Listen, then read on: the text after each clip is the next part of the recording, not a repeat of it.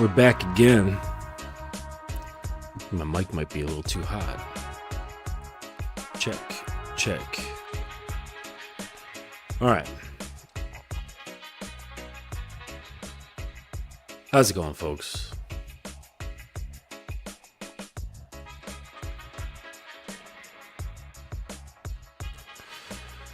We're back with an episode inspired by a conversation. I get into a lot of conversations about the obvious sex, marriage, relationships, dynamics, all kinds of good stuff. And I was in this room today, and I was chatting it up with some various people that I did not know. And there was this dude in there, just, I don't know, spouting his regular, just like normal dude stuff. Spouting his normal dude stuff. I'm dog sitting, so forgive me if you hear a little barking in the background from time to time.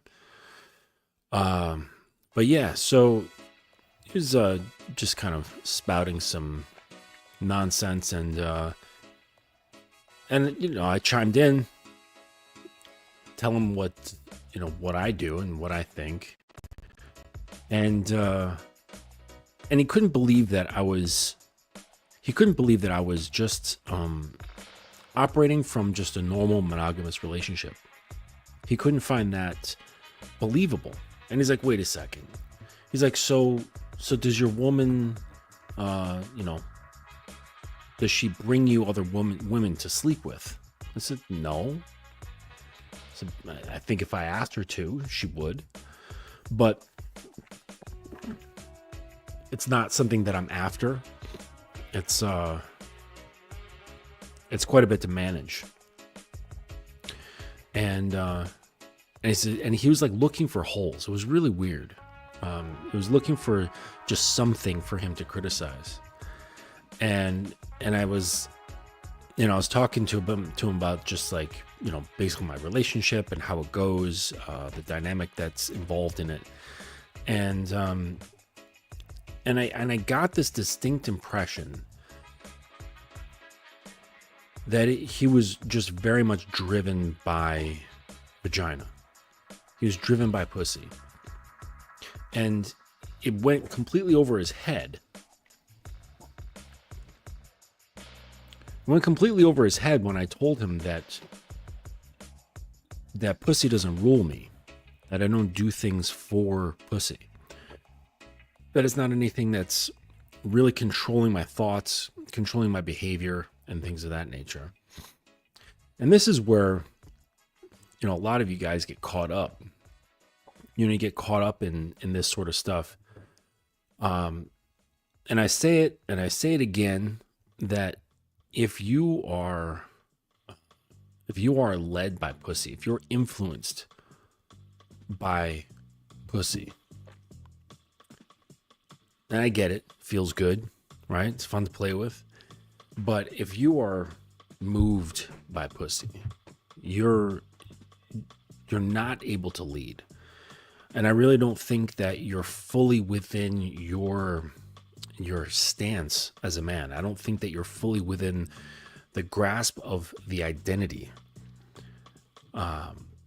because the thing that makes it complicated is that the pussy is attached to a woman. So if you've got any sort of things going on with women in general, as it relates to, say, the female archetype, if you've got codependent issues with your mom, for example, which is super common, okay? If you've got trauma having to do with your mother, which is super common, then you're going to have these weird associations with women that you deal with, and thereby have issues with pussy. And you're not going to be able to put your principles in front of them, right? You're not going to be able to do this. You're going to be enslaved to pussy. You're going to be enslaved to the methods that you learned in order to procure it. And the funny thing is that on the surface, it certainly is pleasure-based. It's total pleasure-based. All right. But underneath all that is approval. Underneath all that is validation. This is what a lot of you guys are seeking. And you're really not going to be able to make an impact. I mean, a deep impact. Sure, like if you can fuck really well, right, you can have some sort of impact. But if you're still on this level where you're operating within this framework of essentially operating from your issues, right, you're not going to be able to make any sort of impacts that's meaningful. Okay. Now, I don't know if that's a priority of yours. And if it's not, that's totally okay. All right. Like, I know guys who just want to fuck for the sake of fucking. They don't give a shit about motivations or issues or things that are tied to it or whatever. They don't care about making a lasting impression or anything like that. Okay. But the men that I know, men that I roll with, who are interested in leaving a mark on this world, they're interested in having some sort of impression on other people. They have this mindset, right? And I also noticed that they are not moved by anything that a woman has or what a woman is. It's not possible. So if the woman can move you in subtle ways, okay, now I'm not talking about overt ways, such as threat of physical violence, or let's say she's like super fucking strong and can just like move your body. I mean, in the subtle ways where she says something to you and her tone shifts just a little bit. And that subtle shift in tone makes you start thinking some other shit. Like, what does she mean by that? Right? And you start thinking, well, maybe she meant this, or then you start altering your behavior. Okay. This is entirely how it shows up when pussy moves you, when women can move you with subtle pushes, right? Subtle influences to make you do this or make you do that. Okay. And this is what happens when you don't have that umbilical cord cut. When you don't have the umbilical cord cut and just women affect you. They shouldn't be. They shouldn't be able to affect you in a way that alters your thinking, alters your decision making, or alters your behavior. Okay? If they do, well, then you've got some things going on that you need to investigate. Like, this isn't the position of healthy, grounded leadership. All right? I hope that makes sense. Got my favorite tea this evening. Peppermint with honey and just a little bit of cream. What's up, Phil? Thanks, Uncle Guns, for posting the links. Yep. So if you want to learn how to fuck really good, you can get my book, How to Be a Fantastic Lover. It's found in the live chat here, or you can just email me and I'll get you a copy. Justin at thedominancecademy.com. I'm working on a new package. So I'm working on a new product where it's just going to be a nice, compact lesson plan on how to go from loser into a winner, to go from a submissive male into a dominant man. And it's going to have videos, audio tracks, and documents, and nicely wrapped up in something that's not going to be too expensive. And and from there, if people want to do coaching, they can. But I think this is going to be really helpful for a lot of guys out there. So, but that's going to take some work because I'm making like a whole new site for it and everything. But yeah, that should be fun. But anyways, so back to your issues. So the other thing that I noticed in this odd conversation with this gentleman was that he compared himself to me. He was doing a lot of comparisons, and if you're doing this, note that How to explain this? Like, I've been around some really highly skilled individuals in my life in various areas of life. Okay. Very rarely are they comparing themselves to other people. Very rarely. Okay. Only in certain aspects, like say where technique is involved or a certain high level of skill, and they're looking at someone who's above them and wondering, not like comparing themselves and getting emotional about it, but looking at it in terms of like, well, how do I do what they're doing? Or how can I incorporate what they're doing into what I'm doing to make it better? That's the only sort of comparison, which is really isn't comparison. It's more analysis. But what I noticed is that people who are not very confident in themselves, they will do comparisons. And what they'll do is they will look for something that they have on you. All right. They'll look for something that they perceive as weak in an effort to make themselves feel better. Right. Like, this guy can't possibly be like put together. Right. I got to find something that I can take apart. Okay. And if you find yourself doing this sort of shit, right, this is entirely based in insecurity. All right. Because when you are living in a position where your cup is full of self, you're never going to be seeking anything outside of that because there's no reason to. Okay. You're not going to be looking for something to affirm it. Okay. And saying, okay, you're good enough. What you've put in your cup is good. So yay for you. Okay. And you're not going to be looking for things that contrast with what you have in your cup to show you that you're better than. Okay. Because once it's full, there's no reason for any of that. There's no reason for comparison. There's no reason to see where you measure up with say like other men. Okay.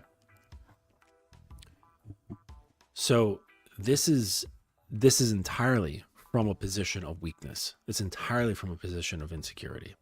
Okay. And if you're insecure, you're really not going to do a very good job dominating. All right. Now, this is where it kind of gets tricky, because I've met some highly skilled doms who are also very insecure. All right. Now, let me explain. To be good at something, such as, let's just say in this case, domination, say over a woman or over a submissive, your level of skill doesn't take away the insecurity. Okay. In fact, it could be used as a means of covering up that insecurity. All right. To help you feel better, because you're like, haha, look, I'm in control. Now I can feel good. I can relax. Right. There's nothing attacking me or anything like that. I'm in control. All right. And this is a big falsehood. All right. It's along the lines of, say, needy guys who get very good at picking up women, and they have this steady stream of women coming in through their own skills of pickup, such that they don't have any downtime or very little downtime. Because if they do, then they have these, creeping feelings of inadequacy. All right. And so they just keep it up, and they get better and better and better. So they never actually face themselves. They never get that naked vulnerability with self and to admit to themselves how they perceive themselves. And likely it's not very good. So they've got this poor self-image that's masked over by this constant influx of dopamine from picking up women. All right.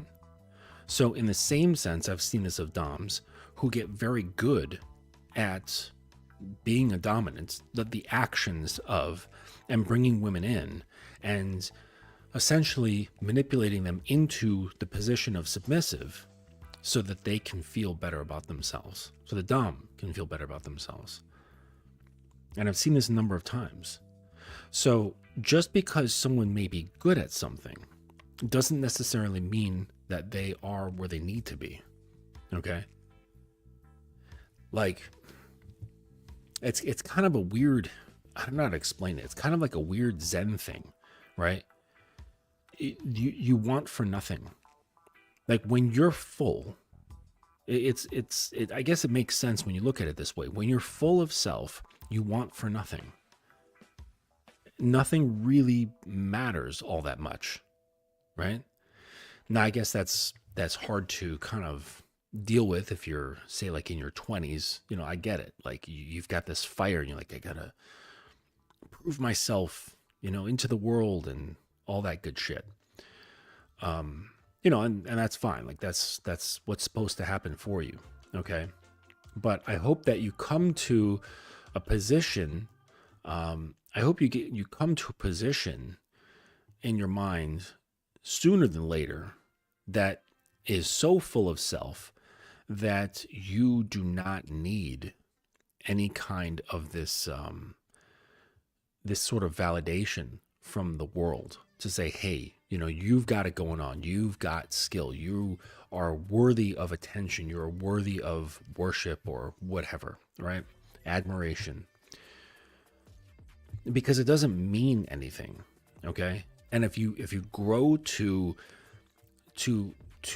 lean on it, it's almost like it starts to graft into you, okay?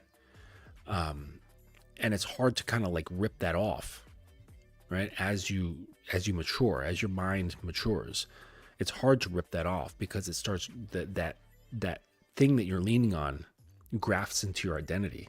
It's very tough, all right?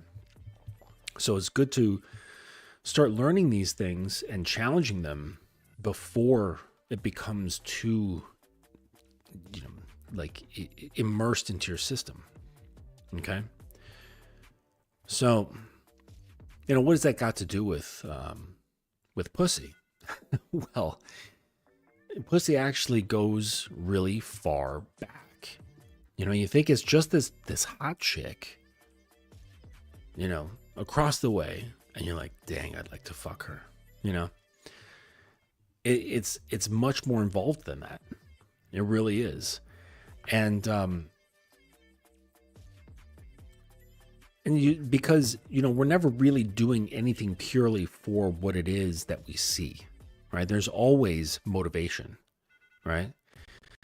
And I've always been curious about the workings of the human mind and like why we do the things that we do, all right? And for sure, you can get caught up in that nonsense too deeply, but it's good to understand that nothing is standalone. Everything has motivation, okay? And you don't want to be in a position where someone has the thing that you're motivated by. That takes you out of your power. That takes you off of your throne. If somebody has the thing that you are motivated by.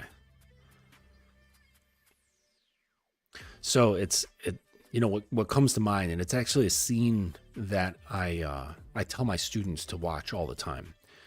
And it's that scene, the bar or cafe scene from that movie Vicky Cristina Barcelona, where that actor Javier, I forget his name. He was in No Country for Old Men, and Scarlett Johansson's in it, and he just saunters up to the table. You know, his hands are in his pockets. Very counter to like what every like pickup artist says, like, oh, you know, stand, you know, masculine, stand dominantly, take up space, that sort of thing. He just kind of sauntered in, shoulders up, you know, or just like in, it wasn't like, raw, right? Hands in his pockets. And he just walks up and he says, Americans? And they're like, hello. Like, that was the one question he asked. And then the other question he asked was, what color are your eyes? And then Scarlett's like, blue, you know, and he went right to her because she had the positive energy. The other chick was like, the fuck are you doing? You know? And so he just comes in and you can tell he's not motivated by anything that they have. Like, nothing that they said or had or could do could possibly throw him off of who he is.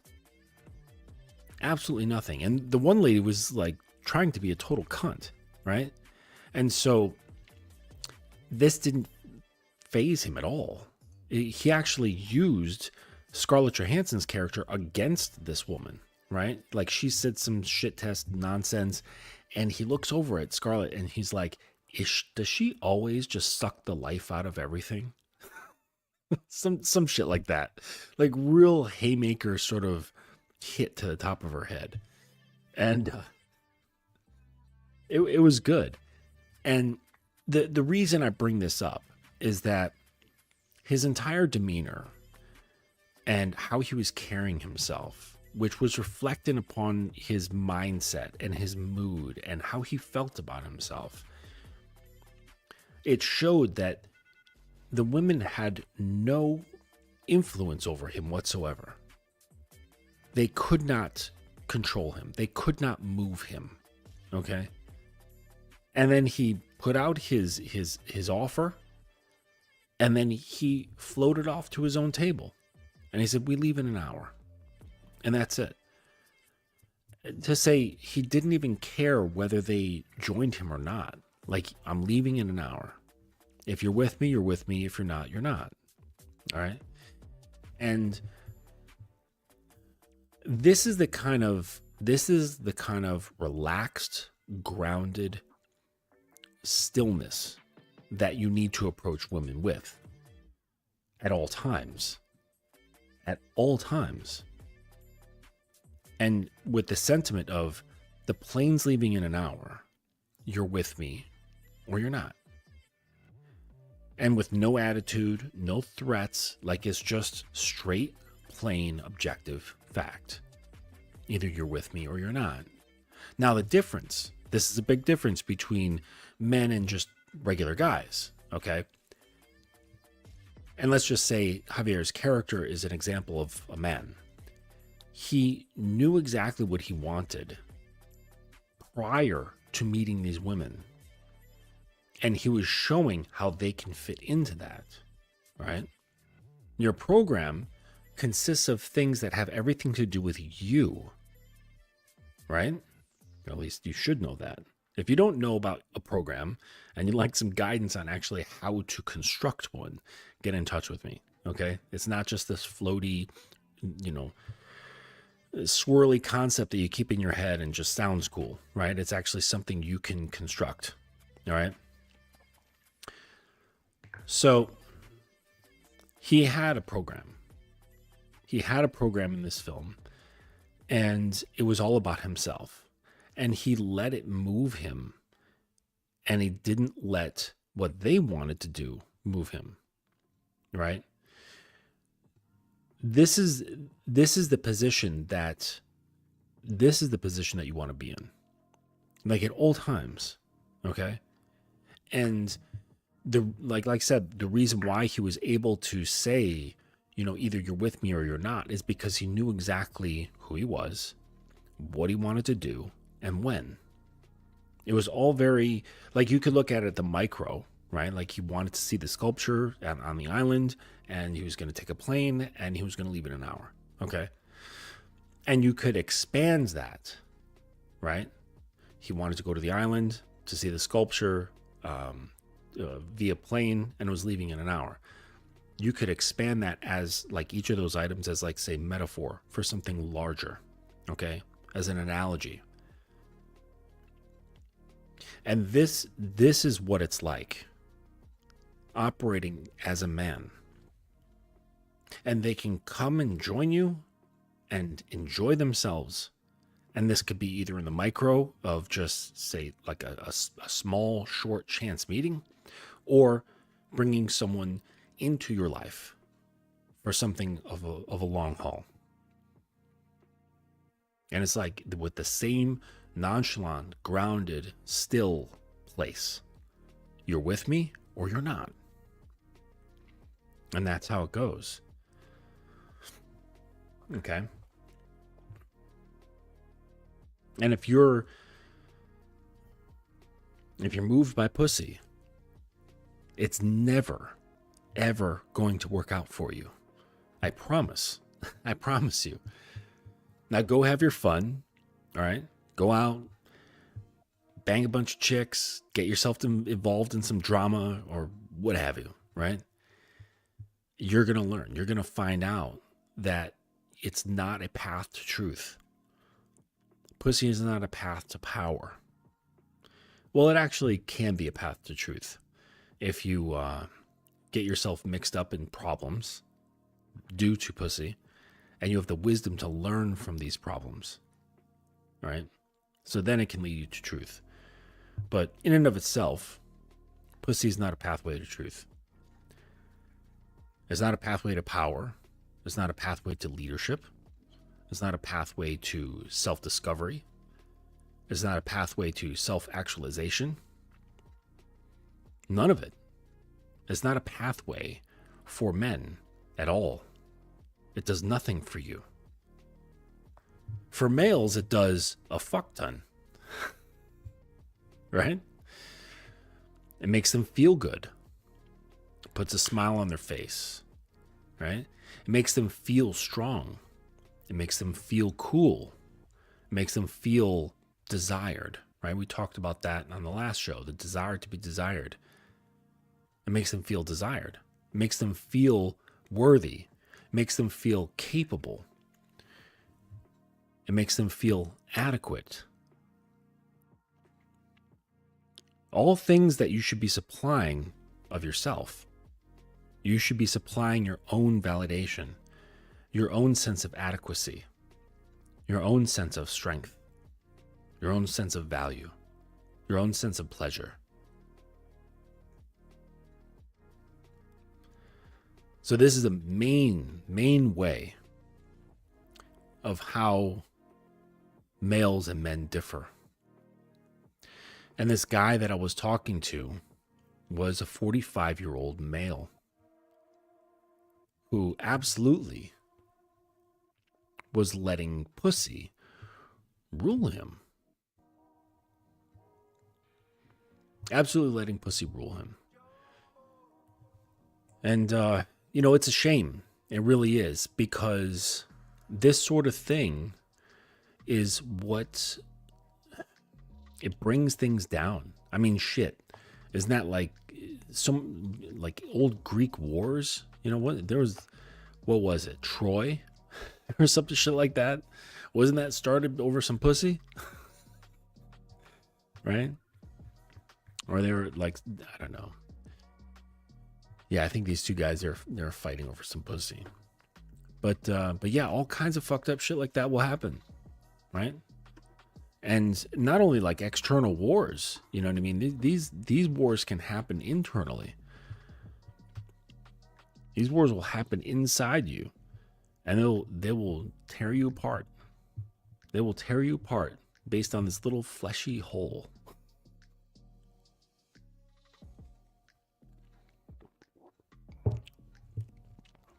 And I guess that's the irony of it, because, if you sleep with enough women, unless you've got some sort of like screw loose or something like that, and you feel like you can't get enough. But when you've screwed enough women, you sit back and you go, what the fuck was I so obsessed over? I don't get it. And I don't know how many that's going to take for you guys, but I hope you get to that point where you realize, like, Jesus fuck, like what was I so concerned about? Why was this so important? Like it's not important at all. Okay? It's not going to carry you through anything. It's not going to carry you through any problems. It's not going to be like a wingman through life. Right? Like it essentially does nothing. Like unless you have these hangups, unless you've got these hangups with mommy, and you've got this codependent thing with the female archetype, and you're sitting there going, man, I really need some pussy because I'm feeling bad about myself. Girls don't like me. And that means a whole lot, because that first girl didn't like me so much, and I got to make sure that first girl really likes me. So I'm going to just keep doing this over and over and over again to show mom that I am good enough. and that I'm lovable. And guys spend their entire lives doing this.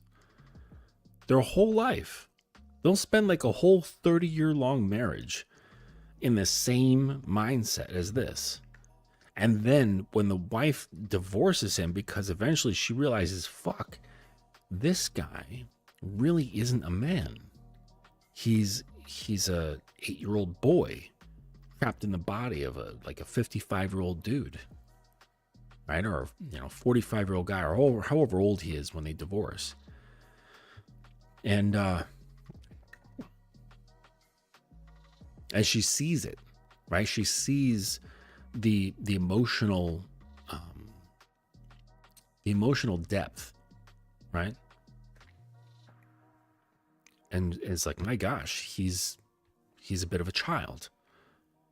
All he wants, right? And they say all he wants is just sex, sex, sex. Yes, because of the arrested development of his mind.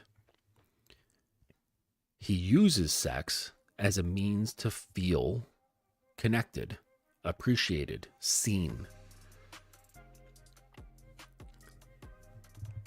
and valued.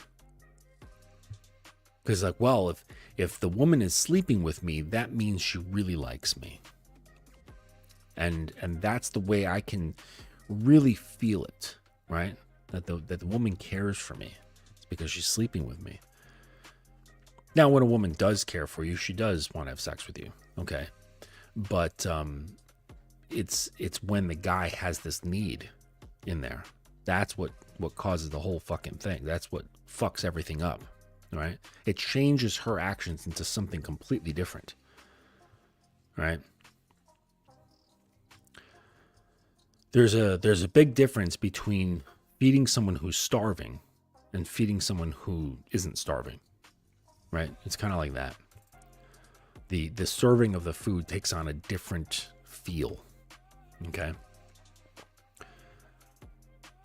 But yeah, so the woman who, divorces her guy, and she's like, well, shit. Like, he's really just a youngster in the body of a grown man. So she goes on and he gets pissed off. Right? Like really pissed off, sometimes incredibly hurt. Like I'm saying, like supremely emotionally devastated. And I've worked with a number of these guys. Okay. And they go on this like hate rage. Okay. Because essentially to that undeveloped inner child, right? That kid is like, mom just rejected me. That's what it feels like on an emotional level. Just to kind of like put this into like a larger perspective for you guys to understand. So to him, well, to his psyche, right? It's like mom is like, you're not good enough for me. And so you can imagine how a grown man's going to take this, right? And he crashes out. Sometimes they go crazy. Sometimes they off themselves. Sometimes they binge drink, right? Or go off and hurt people, or go MGTOW, or black pill, or whatever they want to do. Okay. And that's what they need to do to cope with this sort of rejection, right? And it's like, it doesn't make sense. It's like, okay, just you and this woman just broke it off. And your behavior, your thinking, your words, they've gone way the fuck out into left field. Like on this like rage against women, incredible amounts of pain. I'm saying like crying oneself to sleep like a child would.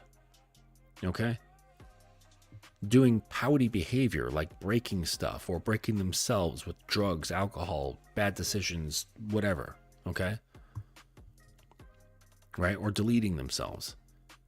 And it's like, wait a second. All you guys did was break up. Okay, I understand. Like, yes, you've been together for a while and this, that, and the other. Okay, but why are you going to like level 1000 reaction? What's up with that? Excuse me. And people who don't understand these dynamics will say, well, the woman did it. No, all you guys did was just break up. Right? The woman did it to him. Shame on these women for leaving good men. Was he really a good man? Was he even a man? And I'll tell you, more often than not, in my about 10 years of doing this work, I would say that more often guys have some variation of this, pussy over principles symptom or nice guy syndrome than not. There's way less males or way less men out there getting married than there are males getting married. And that's simply because of numbers, not because to say that like men don't get married. Of course they do, but just there's not a whole lot of them. So there's way more males.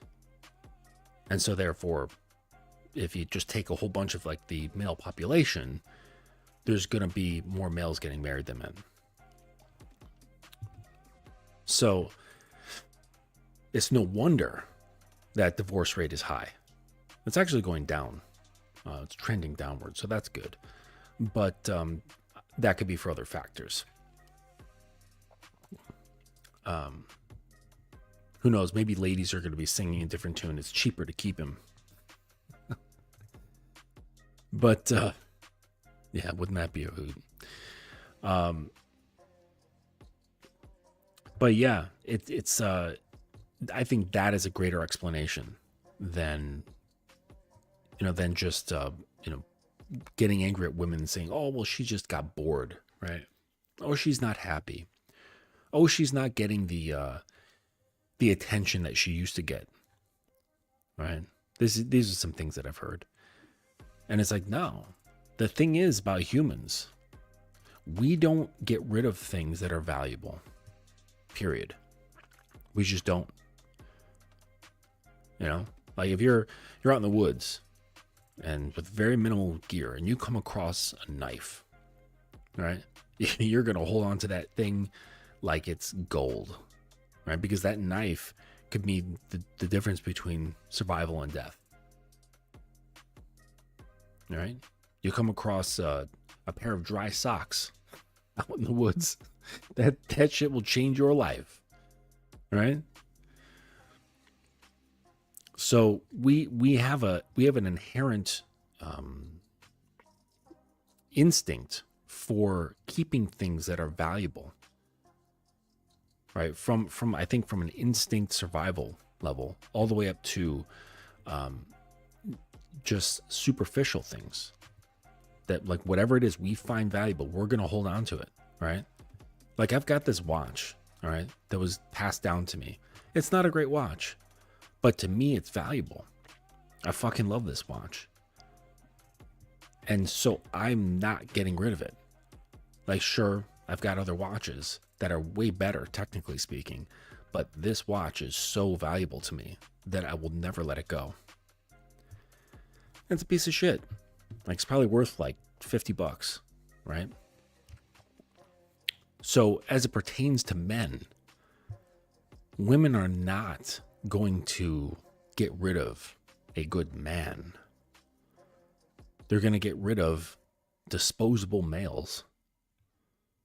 Because, what is that saying in the Bible? What's that thing like? A man would rather... Come on, guys. A man would rather live in a desert or in the corner of an attic or some shit like that than spend an eternity with like a bitchy woman. Something along those lines. However the Bible verse goes. And I do think that it's the same with women. That a woman is not going to, spend eternity with a loser that she perceives as a loser, right? That she knows has his emotions in arrested development, that he has the emotional bandwidth of an 8-year-old. And she's not going to spend an eternity with that. She would rather be alone. And the only people who are, bitching about this and saying, well, by 2030, all you women, you're going to be single and childless. I think they don't care. You think they care, but they don't care. You think that's a threat, but it's not a threat. And the only guys who are saying this are the ones who have these problems. Because like I said way before, men, our cup is full. We want for nothing. I mean, not from like an emotional standpoint. Sure, superficially, like I want this, I want that, I'm going to develop this, I'm going to work for that, whatever. But as it pertains to how I feel about myself, I want for nothing because my cup is full, right? So the guys who are complaining about this stuff, their cup is not full. They have pussy over their principles, if they even have principles. They're looking for the answer to how they feel about themselves in something else. And they're blaming women for not wanting them. Would you want you? Really? Now, I don't know who's watching this. You could be fantastic. I don't know. But I'm just saying, if you've got emotional problems, if your brain is fucking oatmeal or runs around like a fucking hamster on a wheel, you probably have some work to do. If you don't feel still, if you don't feel grounded, if you don't feel relaxed, if you don't feel confident without something telling you that you can be, you probably have some shit that you need to work on. And you shouldn't be blaming women for it. And if you're a grown man, you certainly shouldn't be blaming your mother for it. Right? That ship has sailed. You no longer get that ticket. Sure, maybe if you're like 13, you can blame your parents for treating you in such a way that's giving you some sort of psychosis or whatever. But if you're grown, you no longer have that ticket. You can't blame your parents for shit anymore. You have to take responsibility for your own thinking. Okay? And I understand, right? It's easier said than done if you've got a crazy mind, right? I've got a guy who has a very erratic mind. It's extremely challenging for him to slow his mind down, to quiet his mind, and tell his imagination to take a rest. Okay, so I understand that these things can be difficult, but it's not impossible. Okay, your mind can be harnessed. Your mind can be controlled. You don't have to be a passenger to your own brain. Okay. And it does take some practice. Simple breath awareness meditation helps. Okay. If you have one of those really, really overactive minds, simple breath meditation can help quite a bit. But it takes a while. It's a practice that you need to maintain practically every morning for a number of months until your brain just gets it. Okay. But to my knowledge, that's like pretty much the only practice that you can do for this sort of thing. So, all right. Well, this is coming up around 45 minutes. I'm going to pull this one to a close. I've got to prepare for a webinar tomorrow. I'm going to be discussing with a private group the power of storytelling and narratives when it comes to BDSM and leading and sexual adventures.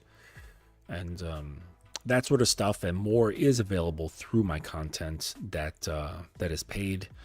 That can be found in my video library. So if you want to get on the video library, there's links in the chat. There's links in the description to this video, and you can join the video membership. And in there, you can learn about storytelling, narratives, the effectiveness of this when it comes to arousal and submission. And if you have any questions about any of that stuff, you can email me at justin@thedominancecademy.com and book a call with me, and we can discuss any of the issues that you might be having in your relationships, in your dating, your marriage, or your sex life. All right, folks, thanks for joining me, and we'll see you on the next one. Take it easy.